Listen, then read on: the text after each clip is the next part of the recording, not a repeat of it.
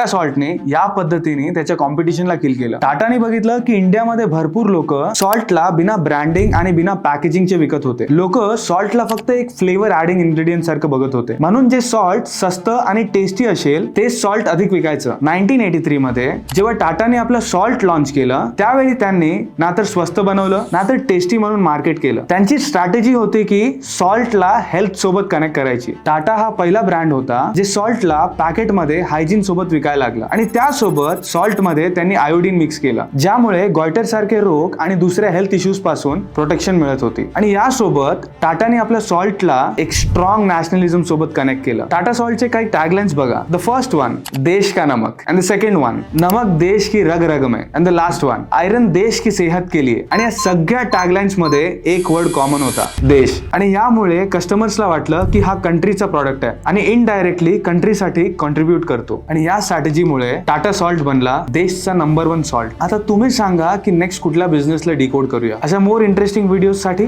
Subscribe करा.